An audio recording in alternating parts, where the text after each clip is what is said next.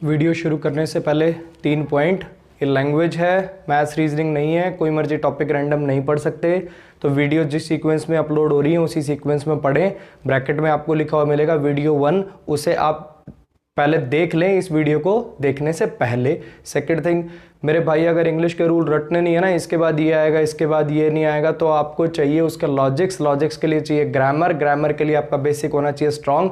तो अभी basic grammar की सीरीज चल रही है 15-20 वीडियोस तक, आप इसको देख लेंगे। और मैं एक ही कंसेप्ट को बार बार रिपीट नहीं कर पा रहा हूँ क्लास की तरह, क्योंकि मुझे बहुत शॉर्ट ड्यूरेशन के अंदर आपको बहुत सारा कंटेंट डिलीवर करना है। तो आपको जहाँ नहीं समझ में आया वीडियो को रोक के रिपीट कर लें। आज की हमारी वीडियो का टॉपिक है पार्ट्स ऑफ स्पीच पार्ट 1, जिसमें मैं आपको समझा रहा हूँ कि नाउन और प्रोनाउन क्या होते हैं और क्या काम करते हैं इंग्लिश ग्रामर में। आज मैं आपको नाउन की टाइप्स, प्रोनाउन की टाइप्स नहीं पढ़ा रहा हूँ। आज मैं आपको बेसिकली बता रहा हूँ कि नाउन अगर एक सेंटेंस के अंदर आता है, प्रोनाउन अगर एक सेंटेंस के अंदर आता है तो वो काम क्या करता है। ठीक है जी। बेसिकली देखो, प्रोनाउन नाउन में कोई खास फर्क है नहीं, ठीक, दोनों ही सब्जेक्ट ऑब्जेक्ट बनते हैं। प्रोनाउन को आप कह सकते हो, प्रोनाउन एक ऐसा वर्ड होता है जो नाउन की जगह पे आता है। It stands for a noun. Pronoun एक ऐसा वर्ड है जो नाउन की जगह पे आता है। मैं कहूँ Sachin is a cricketer, full stop, अगले सेंटेंस में आप लगा देते हो he lives in Mumbai. Sachin के लिए आपने फटाक से लगा दिया ही। तो प्रोनाउन एक ऐसा वर्ड होता है जो नाउन की जगह पे आता है, वही काम करता है ये जो नाउन करता था। अगर हमने नाउन के काम समझ लिए तो हमने प्रोनाउन के भी काम समझ लिए।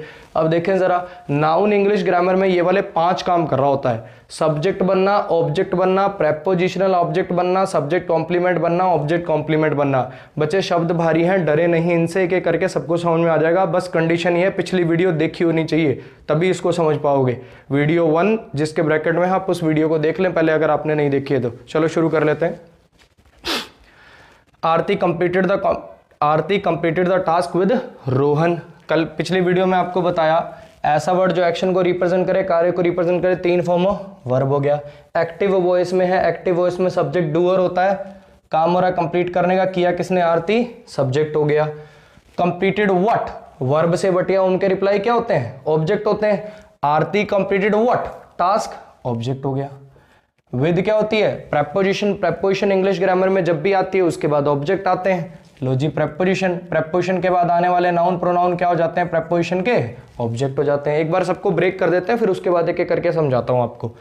पार्टिसिपेट, पार्टिसिपेटेड 3 फॉर्म है। एक्शन को रिप्रेजेंट कर रहा है, कार्य को रिप्रेजेंट कर रहा है, वर्ब हो गया।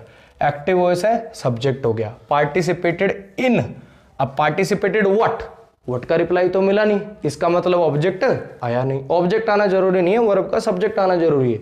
इन क्या है, प्रेपोजिशन है। कंपटीशन क्या है, प्रेपोजिशन का ऑब्जेक्ट है। ऑन क्या है, प्रेपोजिशन है। संडे क्या है, प्रेपोजिशन का ऑब्जेक्ट है। In, on, at, beside, aside, with, ये सब क्या होती है, प्रेपोजिशन। जब भी प्रेपोजिशन आएगी, प्रेपोजिशन के बाद ऑब्जेक्ट आएंगे, ऑब्जेक्ट नाउन या प्रोनाउन आएंगे, यानी प्रेपोजिशन के बाद आने वाला नाउन प्रोनाउन क्या बन जाएगा, प्रेपोजिशन का ऑब्जेक्ट बन जाएगा। अब देखिए, रीड, रेड, ये सब क्या है, वर्ब है। अब रीड की प्रोनाउंसिएशन में थोड़ा चेंज आता है, स्पेलिंग वही रहती है, पुट, कट, ये ऐसी वर्ब्स होती हैं जिनकी V1, V2, V3 सेम रहती है। रीड में थोड़ा प्रोनाउंसिएशन में डिफरेंस आता है, रीड, रेड ऐसे करके बोलते हैं, लेकिन मेरे भाई स्पेलिंग सेम ही रहेगी। अब यहाँ पे इससे पहले लगा हुआ एक है, एक बात समझ लें, इनको कहते हैं प्राइमरी हेल्पिंग वर्ब्स। एक वर्ब है बी जिसकी फॉर्म है is, am, are, be, was, were, been. एक वर्ब है हैव, हैज, हैव, हैड, इसकी फॉर्म है, सेकंड फॉर्म भी हैड है, थर्ड फॉर्म भी हैड है। डू है एक वर्ब जिसकी फॉर्म चलती है डू, डज, डिड, डन। इन्हें कहते हैं primary helping verbs. Primary helping verbs अगर ध्यान से सुनेंगे तो एक ही बार में समझ में आ जाएगा बच्चे। Primary helping verbs English grammar में 2 काम करती हैं, हेल्पिंग वर्ब बनना, मेन वर्ब बनना। यही अक्षर हेल्पिंग वर्ब और मेन वर्ब दोनों काम कर सकते हैं। मुझे कैसे पता चले कि हेल्पिंग वर्ब है कि मेन वर्ब, बिल्कुल आसान। अगर इस शब्द के बाद चाहे इज आ रहा है, चाहे एम आ रहा है, चाहे आर आ रहा है, चाहे बी आ रहा है, चाहे हैज आ रहा है, चाहे हैव आ रहा है, चाहे हैड आ रहा है, चाहे डू आ रहा है, डज आ रहा है, अगर इस शब्द के बाद आगे कोई मेन वर्ब आ गई तो ये बनेगा हेल्पिंग वर्ब, और कोई मेन वर्ब नहीं आई तो खुद बन जाएगा मेन वर्ब। जैसे ये सेंटेंस के अंदर हैव के बाद आगे मेन वर्ब आ गई तो कहेंगे इसे हेल्पिंग वर्ब और इसे कहेंगे मेन वर्ब। लेकिन अगर मैं कुछ ऐसा लिख देता, आई हैव अ पेन, अगर मैं ऐसा कुछ लिख दूं, आई हैव अ पेन, क्या इसमें हैव के बाद कोई और मेन वर्ब आई, नहीं आई, तो ये खुद मेन वर्ब है। बी की फॉर्म, हैव की फॉर्म, डू की फॉर्म प्राइमरी हेल्पिंग वर्ब होती हैं, 2 काम करती हैं, हेल्पिंग वर्ब बनना, मेन वर्ब बनना। अगर इसके बाद मेन वर्ब आए तो इसे कहना हेल्पिंग वर्ब, ना आए तो खुद ही हो जाएगी मेन वर्ब। इतनी बात आ गई समझ में। चलो अब ये रीड जो वर्ब है ये एक्टिव में, पैसिव तो तभी होगा जब बी की फॉर्म प्लस V3 होगा। एक्टिव में सब्जेक्ट होता है डूअर, काम हो रहा पढ़ने का, पढ़ा देने सब्जेक्ट हो गया। क्या पढ़ा? Red what? इंस्ट्रक्शंस, ये क्या हो गया? ऑब्जेक्ट हो गया। समझ में आया? अगले पे प्लेस, प्लेस्ड, प्लेस्ड ये क्या है? वर्ब है। किसने प्लेस किया? ही ने, तो ये सब्जेक्ट हो गया। Placed what? किस चीज को प्लेस कर दिया? बुक को, ये ऑब्जेक्ट हो गया। ऑन क्या हो गया? प्रेपोजिशन। प्रेपोजिशन के बाद क्या आते हैं? ऑब्जेक्ट आते हैं। इतनी बात आई समझ में? अब देखो मेरे भाई, सारे सेंटेंसेस मैंने ब्रेक कर दिए, और अगर आपको इंग्लिश वाक्य में सीखनी है ना लॉजिकली, ये नहीं कि इसके बाद ये आएगा, इसके बाद ये आएगा, इसके बाद ये ना लगाएं, ड्यू टू से सेंटेंस शुरू मत करें, दुनिया जान के रूल, 3000 रूल नहीं याद करने ना, तो लॉजिक चाहिए। लॉजिक चाहिए तो ग्रामर चाहिए। वहीं पहुंच रहे हैं भाई हम धीरे धीरे, थोड़ा सा पेशेंस रखना, पहुंच जाएंगे वहीं। अब मैं कहना ही चाह रहा हूं, देखो जहां भी लिखा subject subject, object object object, जहां भी आपको ना सेंटेंस में दिख रहा हो सब्जेक्ट ऑब्जेक्ट प्रेपोजिशनल ऑब्जेक्ट, तो सोचने की जरूरत ही नहीं है। इंग्लिश ग्रामर में सब्जेक्ट ऑब्जेक्ट बनने का काम कौन करते हैं? केवल नाउन या फिर प्रोनाउन करते हैं। नाउन के ही आपको काम समझा रहा हूं कि अगर ये सेंटेंस में देखो, अभी तक मैंने नाउन वाउन कुछ भी नहीं बोला, कभी भी नाउन, सीधा बोला ना, जो डूअर है वो सब्जेक्ट हो गया, वर्ब से बट गया, उनका रिप्लाई ऑब्जेक्ट हो गया। अब चेक कर लेते हैं ये वाला रूल। सब्जेक्ट बनाया आरती को, अजय को, दे को, क्या ये नाउन प्रोनाउन में से एक है कि नहीं? He, she, it, they, I, we, you, he, she, it, they, ये सब क्या होते हैं? प्रोनाउन होते हैं। लो, सब्जेक्ट ऑब्जेक्ट किसको बनाया? नाउन या फिर प्रोनाउन को। ऑब्जेक्ट चेक कर लेते हैं। टास्क, टास्क्स ऐसा लगा के जिसका प्लूरल होता है वो नाउन होते हैं। Boy, boys, girl, girl, chair, chairs, competition, competitions, instruction, instructions, book, books. लो जी, इसका मतलब सारे के सारे ऑब्जेक्ट भी नाउन प्रोनाउन में से एक है। Next, prepositional object with Rohan, preposition के बाद आने वाला ऑब्जेक्ट नाउन, प्रेपोजिशन के बाद आने वाला ऑब्जेक्ट नाउन, प्रेपोजिशन के बाद आने वाला object noun, noun, noun. Table, tables ऐसे लगा के। संडे, मंडे, ट्यूसडे, ये सब क्या है? किसी पर्टिकुलर व्यक्ति वस्तु स्थान के नाम है, प्रॉपर नाउन है, ये भी नाउन है। इसका मतलब नाउन क्या काम करता है? सब्जेक्ट बनना, ऑब्जेक्ट बनना, प्रेपोजिशनल ऑब्जेक्ट बनना। इतनी बात जान पाए? अगली बात, अब इस सेंटेंस को करके देखते हैं। देखो, बाय बॉट वॉट वर्ब हो गया, एक्टिव वॉइस में है, काम हो रहा खरीदने का। खरीदा किसने? आई ने। और क्या खरीदा? आई बॉट व्हाट, क्या खरीदा भाई? इट।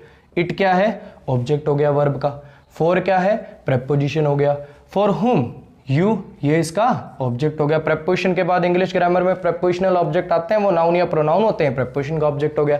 ध्यान रखेंगे नाउन और प्रोनाउन में कोई फर्क नहीं है एक्शन, जब वो उनके टास्क की बात करूंगा मैं, दिखने में भले अलग अलग होते हैं लेकिन इनके काम की बात करूं तो सेम है। नाउन और प्रोनाउन दोनों ही सब्जेक्ट बनना, ऑब्जेक्ट बनना, प्रेपोजिशनल ऑब्जेक्ट बनना, यही काम करे। तो देखो, प्रोनाउन ही सब्जेक्ट है, प्रोनाउन ही ऑब्जेक्ट है, प्रोनाउन ही प्रेपोजिशनल ऑब्जेक्ट है। मान लो मैं एक बैग खरीद के ले आया अपने भाई के लिए, आई, मैं, अमन के लिए मैंने लगा दिया आई, ठीक है जी। इट के लिए, बैग के लिए मैंने लगा दिया इट, और ऐसे ही यू के लिए मैंने मेरे भाई के लिए क्या लगा दिया? रमन के लिए क्या लगा दिया? यू। समझ में आई इतनी बात? क्या कहना चाह रहा हूं कि अगर आप एक सेंटेंस को तोड़े मरोड़ेंगे और उसके अंदर सब्जेक्ट और ऑब्जेक्ट और प्रेपोजिशनल ऑब्जेक्ट की बात करेंगे तो आप पाएंगे कि ये तीनों की तीनों काम कौन कर रहे होते हैं? केवल नाउन या फिर प्रोनाउन। इतनी बात आ गई समझ में? अब थोड़ा सा एडवांस लेवल पे चलते हैं। एक कंसेप्ट है बच्चे, सब्जेक्ट कॉम्प्लीमेंट का कंसेप्ट, इसको समझ लीजिए। अभी थोड़ी देर पहले मैंने एक लाइन बोली थी, ये सारे वर्ड कहलाते हैं प्राइमरी हेल्पिंग वर्ब्स, ठीक है जी। ये दो काम करते हैं, हेल्पिंग वर्ब बनना, मेन वर्ब बनना। अगर इन शब्दों के बाद मेन वर्ब दिख जाए तब तो ये काम करते हैं हेल्पिंग वर्ब का। मेन वर्ब ना दिखे तो खुद ही क्या बन जाते हैं? Main verb. अब इसमें से ये जो बी की फॉर्म है ना, इस पे ध्यान देना। अभी एक कंसेप्ट बता रहा हूं, लिंकिंग वर्ब। पहले ही बता देता हूं, लिंकिंग वर्ब ये नहीं होती, लिंकिंग वर्ब ये नहीं होती। लिंकिंग वर्ब का काम केवल और केवल बी की फॉर्म कर पाती है। आइए समझते हैं इस कंसेप्ट को। मैंने एक छोटा सा सेंटेंस लिखा, Aman is a teacher, Aman is a teacher. अब मैंने क्या, देखो हर एक सेंटेंस में तोड़ने की शुरुआत किससे करी? वर्ब से। अब इसमें वर्ब कहाँ है? हम तो इज को हेल्पिंग वर्ब के रूप में ही जानते हैं ना हमेशा। Aman is singing a song, singing main verb है, इज हेल्पिंग वर्ब है। Aman is playing cricket, playing main verb है, इज हेल्पिंग वर्ब है। इसमें मेन वर्ब कहाँ है? टीचर है क्या main verb? Teacher main verb नहीं हो सकता भाई। पिछली क्लास में बताया था, वर्ब होने के लिए कंडीशन है, 3 फॉर्म होने चाहिए। टीचर, टीचर्ड, टीचर्ड कर दोगे क्या? नहीं। और ये वैसे भी इससे पहले आर्टिकल लगा हुआ, आर्टिकल सिर्फ नाउन के साथ आता है, इसका मतलब टीचर मेन वर्ब नहीं। तो मेन वर्ब है कौन? इज, बी की फॉर्म, हैव की फॉर्म, डू की फॉर्म अभी अपने को पता। अगर आगे मेन वर्ब आई तो हेल्पिंग वर्ब, ना आई तो खुद मेन वर्ब। लो जी, मेन वर्ब। इतनी बात आई समझ में? अब बच्चे ध्यान रखना, उसमें ये सब्जेक्ट हो गया, ये मेन वर्ब हो गया, और इसको ऑब्जेक्ट नहीं कहते। क्यों नहीं कहते? एक ही बार में समझ में आ जाएगा। ऑब्जेक्ट कौन होता है? जो एक्शन को रिसीव करता है। क्या इसमें कोई काम हो रहा है? अमन एक टीचर है, अमन एक डॉक्टर है, अमन एक लॉयर है, अमन स्मार्ट है, अमन स्टूपिड है। मेरे भाई Aman is smart, Aman is stupid, क्या इनमें कोई काम हो रहा है? इसमें तो अमन के बारे में आप कुछ बता रहे हो। जब कोई काम ही नहीं हो रहा, सिर्फ आप एक पर्सन के बारे में कुछ बता रहे हो, इनमें देखो पार्टिसिपेट करने काम हो रहा है, कंप्लीट करने काम हो रहा है, पढ़ने का काम हो रहा है, प्लेस करने काम हो रहा है, खरीदने काम हो रहा है। वह जब काम ही नहीं हो रहा तो कोई एक्शन को रिसीव ही नहीं करेगा। एक्शन को रिसीव नहीं करेगा तो ऑब्जेक्ट नहीं होगा। इस केस में इसे कहते हैं सब्जेक्ट कॉम्प्लीमेंट। शब्द भारी हैं, डरे नहीं। ये वैसे ही है, घर पे नाम रख लेते हैं बच्चे का मन्नू, स्कूल में नाम चढ़ा के रख देते हैं मनुएंद्र प्रताप सिंह, वही है, कुछ भी नहीं है। Is, am, are, was, were, be, been, केवल बी की फॉर्म लिंकिंग वर्ब का काम कर सकती है। Is, am, are, was, were, be, been अगर किसी सेंटेंस में मेन वर्ब का काम कर दे तो कहना लिंकिंग वर्ब है। बी की फॉर्म मेन वर्ब का काम कर दे, लिंकिंग वर्ब है। अब सोचना नहीं है सर कैसे देखूंगा, काम हो रहा है नहीं हो रहा है, कब आएंगे सब्जेक्ट, बिल्कुल आसान। बी के फॉर्म मेन वर्ब का काम कर दे, लिंकिंग वर्ब। लिंकिंग वर्ब जब भी आएगी ऑब्जेक्ट नहीं आएगा। लिंकिंग वर्ब जब भी आएगी ऑब्जेक्ट नहीं आएगा, क्या आएगा? सब्जेक्ट कॉम्प्लीमेंट आएगा। अब इसका नाम सब्जेक्ट कॉम्प्लीमेंट क्यों पड़ रहा है? बिल्कुल आसान भाई, ये सब्जेक्ट को कॉम्प्लीमेंट कर रहा है। कॉम्प्लीमेंट पढ़ा है ना अपन ने, देखो कॉम्प्लीमेंट्री एंगल पढ़ा होगा आपने हिंदी में, जिसको पूरक कोण कहते हैं, कोण को पूरा करने वाला। ये सब्जेक्ट को पूरा कर रहा है, सब्जेक्ट के बारे में कुछ बता रहा है, इसीलिए तो इसका नाम क्या पड़ गया? Subject complement. टीचर कौन है? अमन है। अमन इज रिच, रिच कौन है? अमन है। अमन इज पुअर, पुअर कौन है? अमन है। जो सब्जेक्ट को कॉम्प्लीमेंट कर दे उसे कहते हैं सब्जेक्ट कॉम्प्लीमेंट। और इसका नाम लिंकिंग वर्ब क्यों पड़ा है? क्योंकि ये सब्जेक्ट और उसके सब्जेक्ट कॉम्प्लीमेंट को लिंक कर रही है, इसीलिए इसका नाम लिंकिंग वर्ब। एक बार इस कंसेप्ट को रिपीट करके दिखा रहा हूं बच्चे।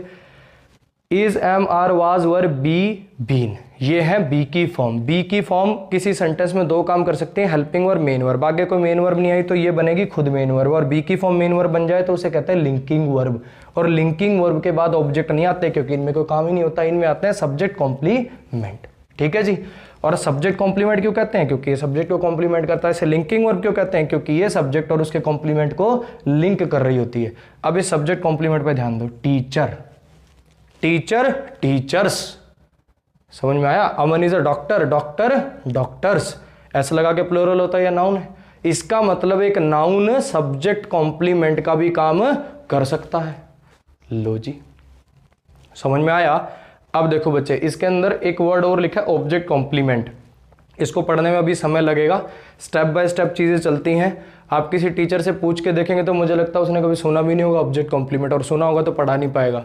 मैं पढ़ाऊंगा मेरे भाई, और ऐसे ही फ्री वीडियोस के थ्रू ही पढ़ाऊंगा, लेकिन you have to maintain your patience. ठीक है, टाइम लगेगा थोड़ा थोड़ा। अब देखो, पिछले लेक्चर में मैंने काफ़ी सारी बातें बोली थी कि ये इसके बाद ही आता है। भाई सब बातें उसके अंदर से ट्रू नहीं है, कुछ कुछ उसके अंदर एक्सेप्शंस आगे चल के आएंगी, लेकिन सब कुछ एक बार में नहीं बता सकता। अभी सूरज पूरब में उगा है, सूरज पूरब में उगा है, समय रखो, सूरज को वहीं रखेंगे और धरती घुमाना शुरू करेंगे। You will have to wait. ठीक है, अभी ये जो कंसेप्ट्स आपको पढ़ाए इनको रिवाइज करेंगे, इस वीडियो को जितना हो सके शेयर करेंगे। मिलते हैं अगली वीडियो में, ऑल द बेस्ट।